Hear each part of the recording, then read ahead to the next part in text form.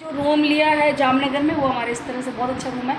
एक ये ऐसे सिंगल बेड है, सामान रखा है। ये डबल बेड मिला है हमें। सामने है ड्रेसिंग, एसी वगैरह। इस तरह से बहुत बड़ा रूम है, काफ़ी बड़ा है। ये दिखाती हूँ आपको पूरा। ये एलईडी लगी हुई है इस तरह से। आज सुनिए बहुत अच्छा सा रूम मिला है और रेंट भी ज़्यादा कोई नहीं है। हमारा हिसाब किताब चल रहा है यहाँ पे। चलो ऐसे पति तो बंद करो गाने की आवाज़। पूरे ट्रिप का हिसाब किताब मेरा जो वो बैग उस बैग में चल रहा है यहाँ पे।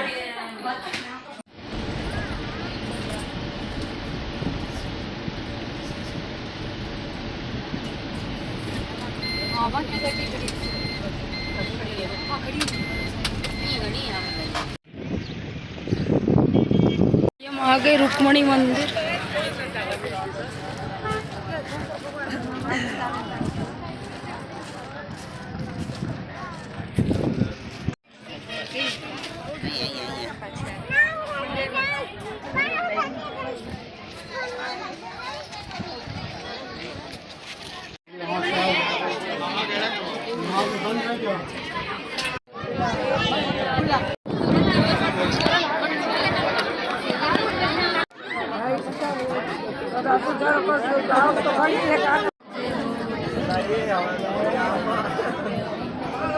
बोलो नाथ भगवान की जय।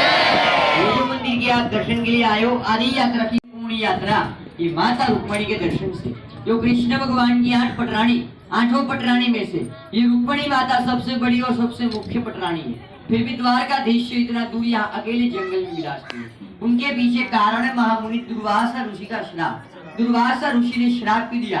माता रुक्मणी और भगवान द्वारकाधीश ने चैत्र मास शुक्ल पक्ष की एकादशी के दिन विवाह किया। विवाह ऐसे ही नहीं किया था। माता रुक्मणी ने भगवान द्वारकाधीश के नाम एक पत्र लिखा था, जिसे दुनिया का सबसे पहला 5000 वर्ष पुराना प्रार्थना पत्र कहा जाता है। जो पत्र रुक्मणी देवी ने सुदेव नाम के ब्राह्मण के द्वारा कृष्ण जी तक पहुंचाया। कृष्ण जी ने जब वो पत्र देखा तो ब्राह्मण देव से कहा कि ब्राह्मण देवता पढ़ के सुनाइए ये पत्र में क्या लिखा है। भगवान ने जब वो पत्र सुना तो भगवान अपनी पूरी की पूरी सोने की नगरी द्वारका भूमि का शासन छोड़ के महाराष्ट्र अमरावती गए। विदर्भ देश कुंदनपुर करके गांव, वहां से भीष्मक राजा की पुत्री राजराजेश्वरी मां रुक्मणी देवी का हरण किया। हरण करने के बाद द्वारिका में आए चैत्र मास शुक्ल पक्ष की एकादशी के दिन विवाह किया। 3 फेरे माधवपुर में घूमे। फिर वहां से रुक्मणी देवी का भाई रुक्मणी आ गया। उनके साथ भगवान द्वारकाधीश ने युद्ध किया। अपने रथ के पहिए में बांध करके घसीट करके यहाँ तक लेकर आए और इसी पवित्र स्थल के ऊपर जहाँ आप लोग खड़े, यहाँ पे अपनी शादी का जो आखिरी फेरा बोलते हैं, चौथा फेरा, वो यहाँ पे पूर्ण किया। उसका प्रमाण जो पीछे यात्री वक्त खड़े, अगर थोड़ा गौर से, थोड़ा ध्यान से ऊपर की ओर देखोगे तो ये रुक्मणी देवी का शादी का मंडप है। इसी पवित्र स्थल के ऊपर रानी रुक्मणी और भगवान द्वारकाधीश का शादी का आखिरी फेरा सुना गया। शादी संपन्न हो गई। अपने दुर्वासा ऋषि के आश्रम पे गए। यहाँ से 50 किलोमीटर की दूरी पे एक छोटा सा गाँव है। गाँव का नाम है पिंडारा, वो पिंड तारक क्षेत्र। वहाँ पे दुर्वासा ऋषि का आश्रम है। वहाँ पे गए, हाथ जोड़े, प्रणाम किया, विनती किया कि महाराज जी हम दोनों ने शादी किया है तो द्वारका भूमि में ब्रह्म भोजन, ब्राह्मण भोजन का आयोजन है, हमारे साथ भोजन के लिए राजभवन में पधारो। गुरु महाराज ने कहा कि आप जिस रथ में आए हो इसमें एक गूंगे पशु जीव बैल घोड़े की सवारी है। वो सवारी हम तपस्वी ब्राह्मण नहीं करते। अगर आपको भोजन कराना है, द्वारका ले चलना है, पति और पत्नी अपने हाथों से रथ को खींचकर द्वारका नगरी की ओर ले चलो, हम भोजन के लिए चलने को तैयार है। गुरु महाराज की आज्ञा का पालन किया और रथ को खींचा। आधे मार्ग पर बीच रास्ते में मां रुक्मणी देवी को जल की प्यास लगी, क्योंकि वो राजा की पुत्री है, राजा की बहू है। कष्ट क्या था, कभी कानों से सुना नहीं था। कष्ट क्या था, कभी अपने शरीर से भूगा नहीं था। थकावट महसूस हुई, जल की प्यास लगी। भगवान से कहती है, नाथ मेरा गला सूखता है, मेरे हाथ में पैर में छाले बढ़ गए, अब आगे मुझसे रथ खींचा नहीं जाता, मुझे जल गिरा। भगवान ने उसी समय रथ को रोक दिया। दाहिने पैर का अंगूठा जब जमीन में दबाया तो अपने चरण में से माँ गंगा मैया का प्रागट्य किया। गंगा मैया भी हंसने लगे कि श्री कृष्ण के चरणों में से प्रकट होने का मौका मिला। बोलो गंगे मैया की जय। माता रुक्मणी ने पानी पिया, भगवान श्री कृष्ण ने पानी पिया। उन दोनों से भूल और गलती क्या हुई? पीछे विराजे हुए आमंत्रित किए हुए कुल गुरु महामुनि दुर्वासा ऋषि की अनुमति लेना भूल गए। दुर्वासा ऋषि थे क्रोधी ऋषि, अपने क्रोध के स्वरूप में आ गए। कृष्ण रुक्मणी और समुद्र द्वारका भूमि दो श्राप दे बैठे। क्या पति और पत्नी का, कृष्ण रुक्मणी का, लक्ष्मी नारायण का 12 साल तक वियोग हो जाएगा, जुदाई हो जाएगा। उसी वियोग के कारण भगवान द्वारकाधीश अपने संपूर्ण परिवार के साथ गांव में विराजते हैं। एक माता रुक्मणी का ऐसा मंदिर है, भगवान के मंदिर से 2.5 किलोमीटर दूर या जंगल में। भगवान के मंदिर में, द्वारकाधीश के मंदिर में अगर ध्यान से दर्शन किया तो वहाँ 8 पटरानियों के दर्शन मिले, परंतु 8 पटरानी में से कहीं पे भी माता रुक्मणी जी का दर्शन प्राप्त नहीं हुआ होगा, क्योंकि उस एक वियोग के कारण माता जी ने 12 वर्ष इधर बैठ के भक्ति किया। जिस तप और भक्ति के फल स्वरूप में ये मंदिर का यहाँ पे अलग निर्माण हुआ। दूसरा नंबर का महामुनि ने श्राप दिया कि कृष्ण आपने हमारी अनुमति के बगैर रथ को रोका, चरण में से गंगा को प्रकट किया, मैं आपको श्राप देता हूँ, आपकी सोने की नगरी द्वारका भूमि का जल खारा बन जाए। आज दिन तक महामुनि के श्राप के कारण द्वारका के पूरे 8 किलोमीटर के एरिया में किसी भी जगह कुआ करो, डंकी करो, गोली करो, हैंडपंप बिठाओ, कितना भी बारिश गिरे, पीने योग्य मीठा पानी प्राप्त नहीं होता। 20 किलोमीटर दूर जहाँ मीठा पानी निकलता है, वहाँ से ट्रक और टैंकर के माध्यम से माँ रुक्मणी जी के मंदिर में पानी मंगवाया जाता है। माँ रुक्मणी जी के नाम पर अखंड 24 घंटा मीठा पानी का प्याव जाता है। दर्शन के बाद जब आप बाहर हो गया करके चले नहीं जाना, सर्व भक्तों प्याव के पास जाना, माता जी का प्रसाद समझ के, गंगा जल समझ के सर्व भक्तों को वहाँ से पानी पीने का बड़ा महिमा है, क्योंकि माता जी को जल के कारण श्राप मिला था। इसलिए माता जी के मंदिर में सर्व भक्तों को प्रसाद के स्वरूप में जल पिलाया जाता है। यहाँ जल पीने का और जल पिलाने का बड़ा महिमा है। अपने घर में, परिवार में कोई भी व्यक्ति मर गया हो, गुजर गया हो, शांत हो गया हो, तो उन पितृदेवों को हमारे पास से 3 चीज चाहिए। 3 चीज कौन कौन सी? श्राद्ध, पिंड और पानी। सर्व पितरों का श्राद्ध करना हो, बिहार में गया जी में होता है। पिंड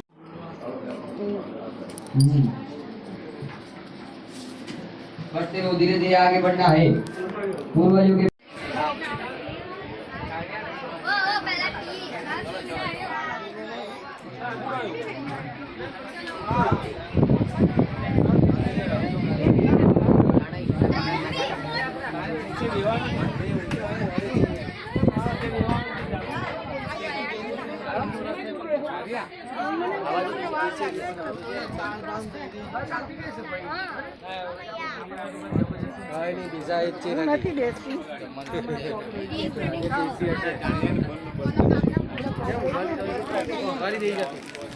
હું ગાઈડ છે આ બસમાં લટકતા પગે બેસીએ ને આપણે એટલે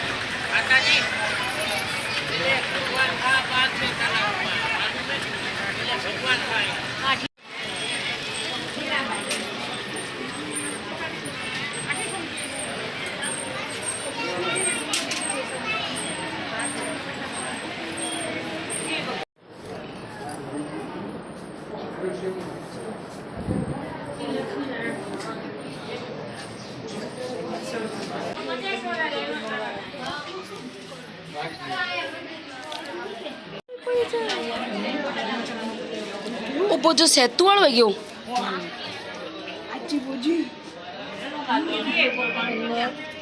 राम सेतु वाला पत्थर पर गिरा हुआ है।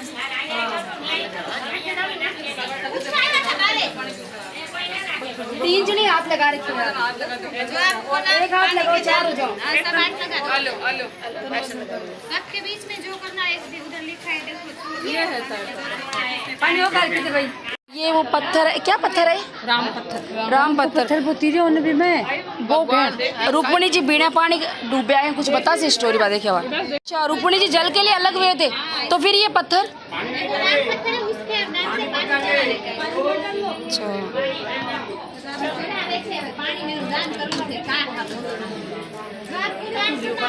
पानी में देखें।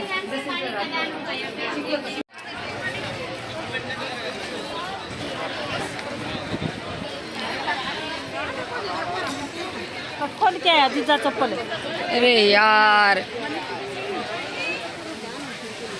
कोई बात नहीं, मिल जाएगी। अरे कटी मिलेगी, कटी कौन सा पास आगा कर लेना।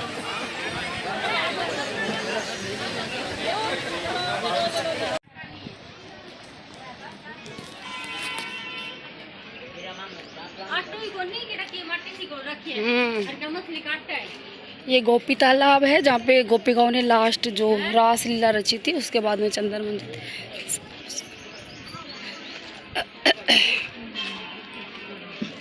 पीला पानी से मुझ गई है ना।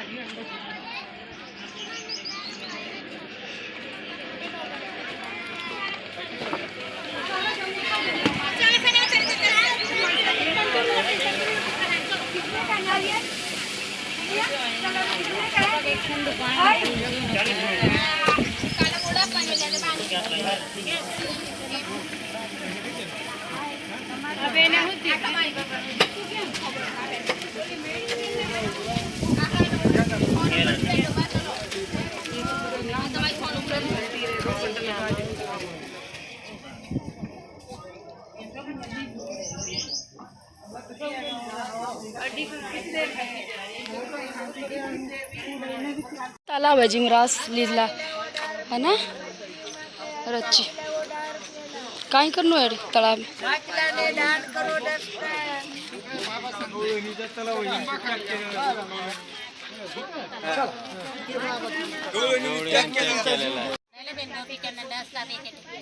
चंद के गुरु भाई गोपी चंद्र को करे की है मेरे समझ में। लड्डू गोपाल जी को बांधने का आपका खाना। अच्छा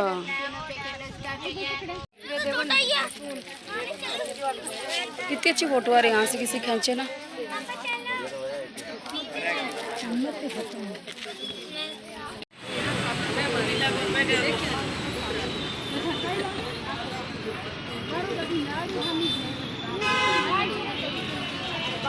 हेलो मैडम।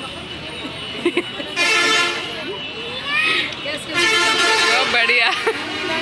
नहीं नहीं ऐसे कहाँ टाइम पास कर रहे हैं, बिना रूम नहीं मिला तब तक।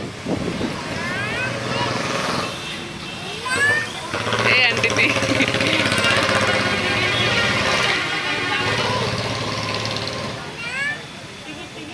टिकट अपनी अपनी टिकट दिखाना। आज हमारे नाइट स्टे यहाँ पे इधर हम सामने गोदा सांड नंदी महाराज सामने। ये तनु भाई से हमारा फायदा उठा रही है। आज हमारी नाइट स्टे यहीं है।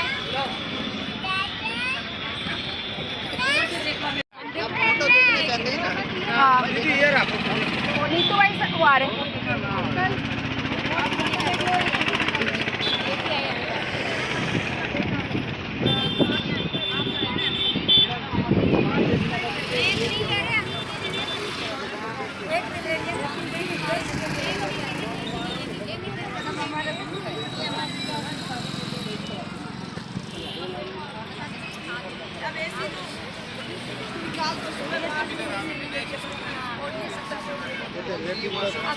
हाँ लेटरिन बाथरूम है और इस तरह से बेडरूम है और हॉल में इस तरह से आगे पूरा ऊपर का एक हॉल होगा पूरा मतलब 600 स्क्वायर फीट का पूरा ले लिया हाईवे पे हमने।